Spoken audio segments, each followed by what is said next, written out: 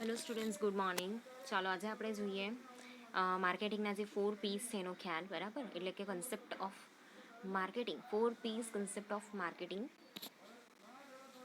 તો જે માર્કેટિંગના 4 P's છે, બરાબર છે, તમને ખબર જ છે કયા કયા? પ્રાઇસ, પ્રોડક્ટ, પ્લેસ અને પ્રમોશન, બરાબર છે. એટલી 4 વસ્તુ જે છે એ માર્કેટિંગના 4 P's છે, બરાબર. તો જેરોમ મેકાર્થી, બરાબર, એમણે આ જે 4 P છે, બરાબર છે ને, એને ફાઉન્ડ કરેલા હતા, બરાબર. તો આપણે જોઈએ, સૌથી પહેલાં છે પેદાશ, બરાબર. તો ગ્રાહકો દ્વારા ઈચ્છિત વસ્તુ કે સેવાનું સર્જન કરી તેઓને સંતોષ પૂરો પાડવો તે માર્કેટિંગનું હાર્ડ છે, બરાબર. એટલે જે ગ્રાહકો છે એ લોકોને જે પણ વસ્તુ જોઈએ છે એ આપણે કાલે જોઈ ગયા કે એ લોકોની પસંદ પ્રમાણે, એ લોકોની માંગ પ્રમાણે આપણે અહીંયા પ્રોડક્શન કરવું પડે છે. જે ગ્રાહક છે એ બજારનો રાજા કહેવાય, બરાબર. આ વસ્તુ આપણે જોઈ ગયા છે. તો એ લોકોને જે પણ વસ્તુની જરૂરિયાત છે કે જે સેવાઓની જરૂરિયાત છે એનું સર્જન કરીને આપણે કેવું છે, આપણી વસ્તુ જે છે એનું પ્રોડક્શન કરીને આપણે એ લોકોને સેલ કરીએ છીએ. એનાથી શું થાય છે? એ લોકોને સેટિસ્ફેક્શન મળે છે, બરાબર છે. તો માર્કેટિંગનું મેઇન હાર્ડ જ એ છે. તો મૂળભૂત રીતે ગ્રાહકોની ઈચ્છા પેદાશ કે સેવાને જન્મ આપે છે. તો અહીંયા જે કેવું છે કે માર્કેટિંગ જે વસ્તુ છે ને એના લીધે માર્કેટની અંદર જે બી નવી વસ્તુ આવે છે, બરાબર છે, એ અહીંયા મતલબ જોવામાં આવે છે, બરાબર છે. કોના દ્વારા? ગ્રાહકો દ્વારા. કોઈ એડવર્ટાઇઝમેન્ટ છે, બરાબર છે, એના દ્વારા ગ્રાહકોને અહીંયા એ જે વસ્તુ, નવી વસ્તુ આવે છે એની ખબર પડે છે અને પછી એ ઈચ્છા દર્શાવે છે કે હા, મને આ વસ્તુની જરૂરિયાત છે અને મારે આ વસ્તુ લેવી છે, બરાબર છે. ગ્રાહકોને પેદાશની જરૂરિયાત હોય જ છે, બરાબર છે. પરંતુ જો અસરકારક માર્કેટિંગ દ્વારા પેદાશને બજારમાં યોગ્ય રીતે સ્થિત કરવામાં ન આવે તો કેટલીક વાર પેદાશ જે છે એ નિષ્ફળ જાય. હવે ગ્રાહકોને બધી વસ્તુની અહીંયા જરૂર તો છે, બરાબર છે, પણ એનું અસરકારક રીતે જો એનું માર્કેટિંગ નહીં કરવામાં આવે, બરાબર છે, તો જે પેદાશ છે, બરાબર છે, એને બજારમાં એનું યોગ્ય રીતે સ્થિત નહીં કરવામાં આવે, બરાબર છે, તો જે આપણી પેદાશ છે ને એ નિષ્ફળ જાય છે, બરાબર છે. એટલે અહીંયા માર્કેટિંગ કરવું બહુ જ ઇમ્પોર્ટન્ટ છે. હવે આપણે અહીંયા એક્ઝામ્પલ જોઈએ. આ એક્ઝામ્પલ તમને આગળ પણ મેં કીધેલા. જેમ કે હિન્દુસ્તાન કોકા-કોલા લિમિટેડ દ્વારા નિર્મિત બોર્નવિટા જેટલી સફળતા અમૂલ દ્વારા નિર્મિત ન્યુટ્રામૂલને મળી નથી, બરાબર. આ એક્ઝામ્પલ મેં તમને આગળ પણ આપેલા કે જે બોર્નવિટા છે એની જેટલી સફળતા છે ને એટલી સફળતા અમૂલની જે ન્યુટ્રામૂલ છે ને, બરાબર છે, એને મળી નથી. કેમ કે એ લોકોનું બરાબર માર્કેટિંગ કર્યું નથી. હવે અમૂલ છે એનું બટર છે આપણે બધા વાપરીએ છીએ, બરાબર. એનું ચીઝ આપણે વાપરીએ છીએ, એની આઈસ્ક્રીમ આપણે વાપરીએ છીએ, બરાબર, ખાઈએ છીએ. પછી એવી રીતે અમૂલની બીજી બહુ બધી પ્રોડક્ટ છે જે આપણે યુઝ કરીએ છીએ. ઘી છે, બરાબર છે, પનીર છે, શ્રીખંડ છે, બરાબર. એવી ખાદ્ય પેદાશો જે છે એ બહુ જ ફેમસ છે, જે આપણે મોટે ભાગે અમૂલની જ પ્રિફર કરીએ છીએ, બરાબર છે. પણ આ જે ન્યુટ્રામૂલ છે, બરાબર છે, એનું અહીંયા બરાબર માર્કેટિંગ કરવામાં નહીં આવેલું, એટલે બોર્નવિટા જેવું સક્સેસફુલ ગયું નહીં. તે જ પ્રમાણે food speciality India limited 2 minute noodles, Maggi નૂડલ્સની વાત કરવામાં આવી છે.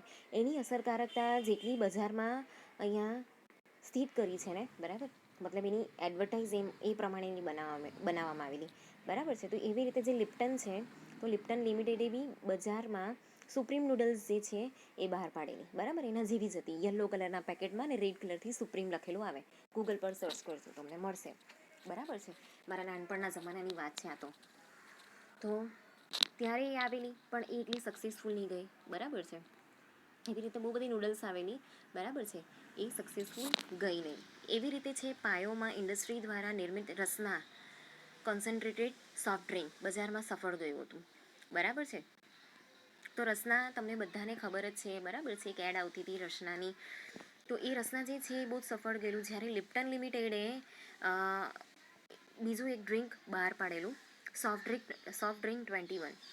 તો લિપ્ટન ઇન્ડિયા લિમિટેડ દ્વારા પ્રાયોગિક ધોરણે દિલ્હીમાં દાખલ કરેલી ચાની ફ્લેવરવાળું સોફ્ટ ડ્રિંક 21 એ નિષ્ફળ ગયેલું, બરાબર છે. તો આ રીતે એનું માર્કેટિંગ બરાબર નહીં થાય તો એ નિષ્ફળ જઈ શકે છે, બરાબર છે. પણ લિપ્ટનની ગ્રીન ટી છે ને આજે બહુ ફેમસ છે, બરાબર. બીજી બધી ગ્રીન ટી કરતાં જે લિપ્ટનની ગ્રીન ટી છે એ બહુ ફેમસ છે. તો પેદાશ સંબંધી મહત્ત્વના નિર્ણયોમાં પેદાશનું નામ એટલે કે બ્રાન્ડ નેમ કયું રાખવું તે અહીંયા મહત્ત્વનો નિર્ણય બની જાય છે. પેદાશ મિશ્ર એ પણ અગત્યનો નિર્ણય છે. એક જ એકમ દ્વારા બનાવાતી વિવિધ પેદાશોને સંયુક્ત રીતે પેદાશ મિશ્ર કહેવામાં આવે છે. જેમ કે ગોદરેજ કંપનીનું રેફ્રિજરેટર, સ્ટીલના કબાટો, ટાઈપરાઇટર, ટોયલેટ સાબુ, શેવિંગ સાબુ, ધોવાનો સાબુ, વોશિંગ પાવડર જેવી પેદાશોની શ્રેણી આપણે અહીંયા એ ધરાવે છે. તો એવી રીતે જે સ્કૂટર છે, ટીવી છે, ફ્રીજ જેવી લાંબા ગાળાની ગ્રાહક પેદાશોનું વેચાણ પણ એ સેવાઓના કયા પ્રકારની અને કઈ શરતને આધીન રાખવી તે પણ પેદાશ સંબંધી મહત્વનો નિર્ણય છે. બરાબર છે. ગોદરેજના સ્ટીલના કબાટ છે, રેફ્રિજરેટર છે થી માંડીને ગોદરેજના સ્કૂટર, ટીવી બધું જ આવતું હતું. બરાબર છે. ગોદરેજનો સાબુ બી છે, ગોદરેજ નંબર 1 આપણે અત્યારે પણ યુઝ કરીએ છીએ. બરાબર, એનો ધોવાનો સાબુ બી આવે છે અને વોશિંગ પાવડર બી આવે છે. બરાબર છે. જો કે એનું એટલું માર્કેટિંગ નહીં થતું. બરાબર છે, એટલે આપણને બહુ જોવા નહીં મળે, પણ એ જમાનામાં બહુ વેચાતું હતું. ઓકે, એના પછી છે કિંમત એટલે કે પ્રાઇસ. તો પેદાશ કે સેવાની કિંમત એ માર્કેટિંગ મિશ્રનું બીજું મહત્વનું ચલ છે. પેદાશ કે સેવાના સર્જન પાછળ ખર્ચ થતો હોય છે, જે ગ્રાહકો દ્વારા ચૂકવાતી કિંમત સ્વરૂપમાં વસૂલ થાય છે. હવે અહીંયા કેવું છે કે તમે માર્કેટિંગ કરો ને તે માર્કેટિંગનો જે ખર્ચો થતો હોય ને એ પણ આપણે આપણી પ્રોડક્ટ છે ને એની અંદર આપણે ઇન્ક્લુડ કરીએ છીએ. બરાબર છે. તમે પ્રોડક્ટની ઉપર પાછળ જોશો ને તો એની અંદર ઇન્ગ્રેડિયન્ટ જે છે એની અંદર યુઝ થાય છે એ ગવર્મેન્ટનો રૂલ છે કે બધા જ ઇન્ગ્રેડિયન્ટ એની અંદર લખવાના. બરાબર છે. તો તમે કોઈ પ્રોડક્ટ પર જુઓ ને પછી એ બધાને તમે લાઈક ગૂગલ પર સર્ચ કરો ને તેમાંથી એવા પણ ઇન્ગ્રેડિયન્ટ નીકળે છે બહુ હાર્મફુલ હોય. બરાબર, પછી એની પાછળ બારકોડ આપેલો હોય. બરાબર છે. એ બારકોડ પછી જે કિંમત છે ને કિંમતની નીચે કૌંસમાં લખાયેલું હોય ઇન્ક્લુડિંગ ઓલ ધ ટેક્સીસ. એ ટેક્સીસની અંદર ટ્રાન્સપોર્ટેશનનો ટેક્સ હોય, પ્રોડક્શનનો ટેક્સ હોય. બરાબર છે. જે ગવર્મેન્ટ તરફથી ટેક્સ અને ડ્યુટી લગાવવામાં આવે છે પ્રોડક્ટની ઉપર એ. બરાબર છે. પછી માની લો કે એની સાથે આ માર્કેટિંગનો ખર્ચો. બરાબર છે, કે ટીવી પર આપેલી હોય એની એડ તો એ પ્રમાણે એનું અહીંયા આપણી પાસે ટેક્સ જે લાગતો હોય એ વસૂલ કરવામાં આવે છે. બરાબર છે. તો જે ગ્રાહકો અહીંયા કિંમત ચૂકવે છે ને એ સ્વરૂપે જ એ લોકોને ખર્ચો તો મળી જ જાય છે. બરાબર છે. એટલે અહીંયા કેવું છે અલ્ટિમેટલી એ બધી વસ્તુનો જે ભાર આપણે જે છે ને કિંમતનો ભાર એ આપણે જ ચૂકવીએ છીએ. બરાબર, એઝ અ કસ્ટમર આપણે ચૂકવીએ છીએ. તો કિંમત એ રીતે નક્કી કરવામાં આવે છે કે પેદાશની પડતર પૂરી વસૂલ થાય પછી નફાનો ગાળો પર રહે. બરાબર છે. તો એની જેટલી બી પડતર કિંમત છે, બરાબર છે, પ્રોડક્શનની અંદર રો મટીરિયલ, મશીનરીનો ઘસારો, પાણી, વીજળી, બરાબર, કારીગરનો ખર્ચો, પછી એનો સ્ટોરિંગનો ખર્ચો, એનો ટ્રાન્સપોર્ટેશનનો ખર્ચો, એનો પેકેજિંગનો ખર્ચો, એનો માર્કેટિંગનો ખર્ચો, એનો એડવર્ટાઇઝમેન્ટનો ખર્ચો. મેં 10 ખર્ચા ગણ્યા એક જ વારમાં. બરાબર, એટલા બધા જ ખર્ચા કોની પાસે વસૂલ કરવામાં આવે છે? ગ્રાહક પાસે. એટલે અલ્ટિમેટલી 5 રૂપિયાની જે મેગી છે ને એ લોકોને એડવર્ટાઇઝમેન્ટની સાથે 2 કે 2.5 રૂપિયાની બી નહીં પડતી હોય. બરાબર છે.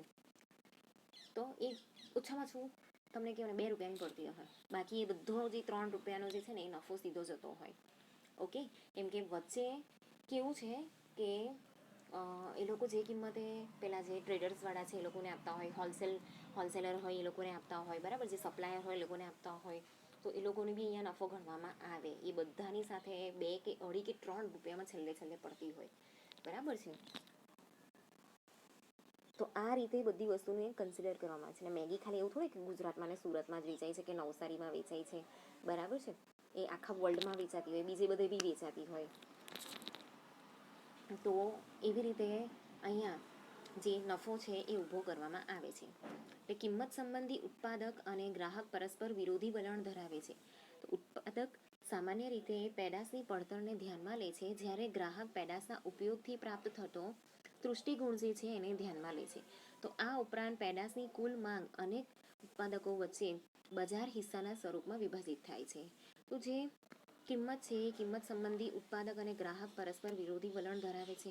બરાબર, ઉત્પાદક સામાન્ય રીતે શું કરે છે કે પેદાશની જે પડતર છે ને એને ધ્યાનમાં લે છે, જ્યારે ગ્રાહક છે ને પેદાશના ઉપયોગથી પ્રાપ્ત થતો જે તૃષ્ટિગુણ છે ને એને ધ્યાનમાં લે છે. એટલે એની યુટિલિટી છે, એની સેટિસ્ફેક્શન છે એને ધ્યાનમાં લે છે.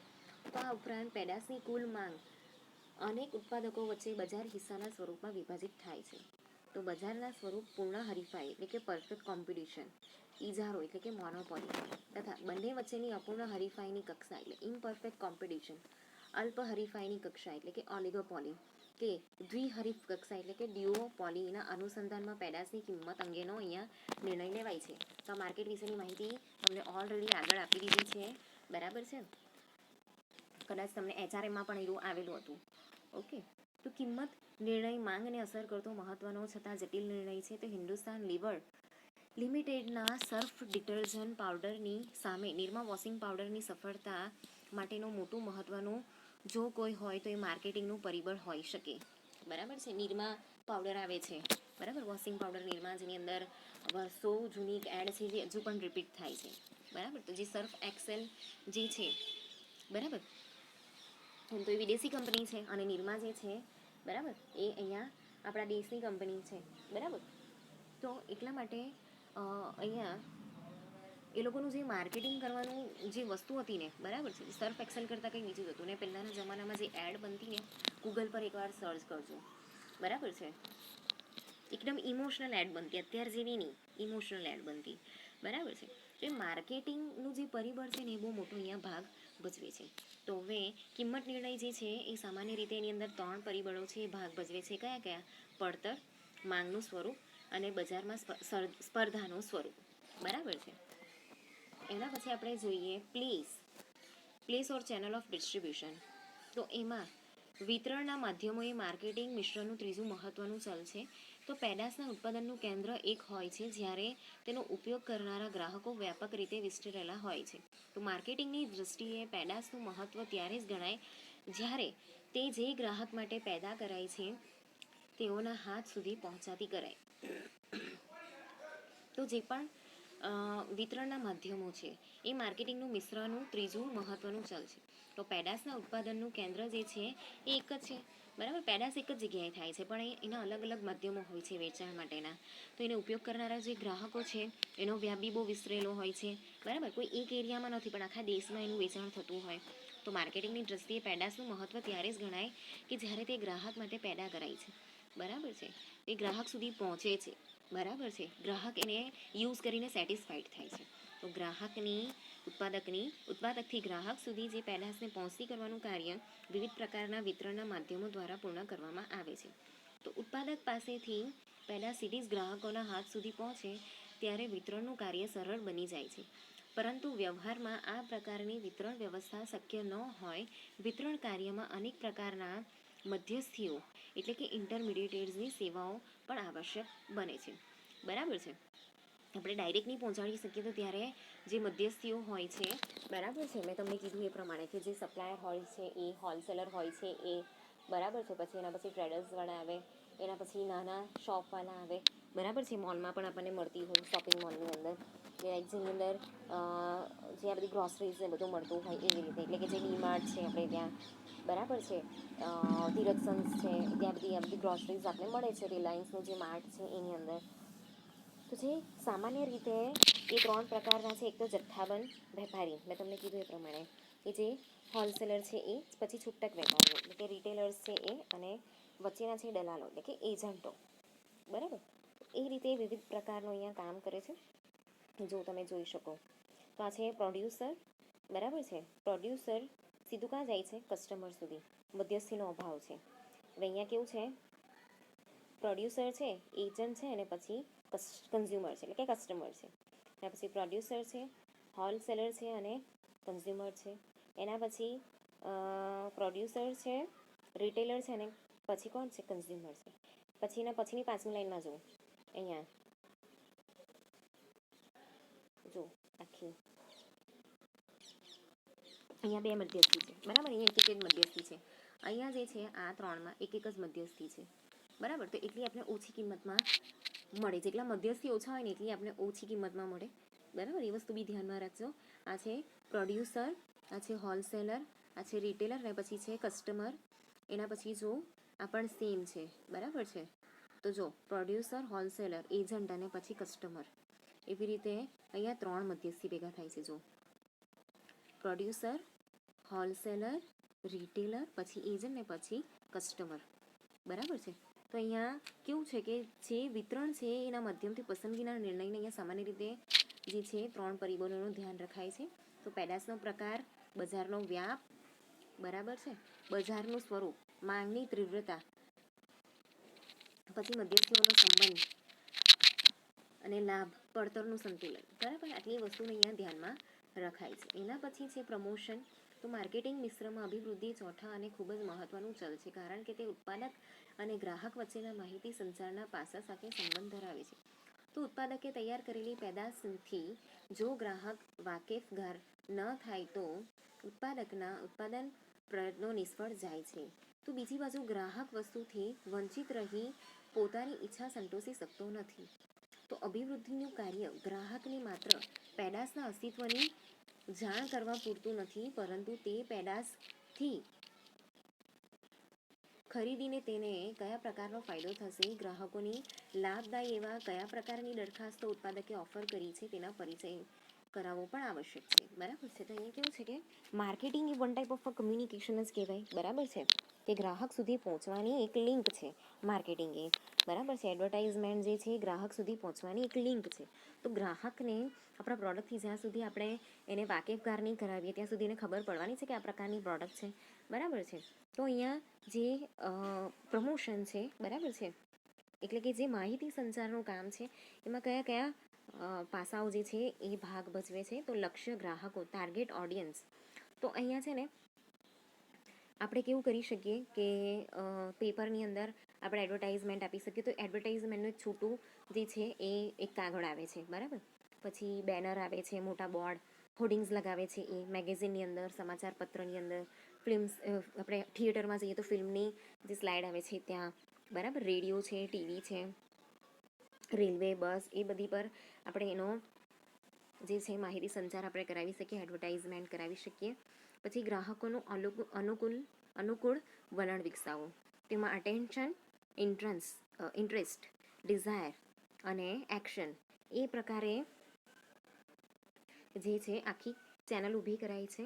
પછી એના પછી છે સંદેશાની રચના, એટલે કે કન્સ્ટ્રક્શન ઓફ મેસેજ. બરાબર છે. તો જે ઉત્પાદક છે એ કયા પ્રકારનો સંદેશો ગ્રાહક સુધી પહોંચાડવા માંગે છે તેની રચના એ મહત્વની છે. તો એ પ્રમાણે જ અહીંયા જે આખો ડ્રામા છે ને એને ક્રિએટ કરાય છે.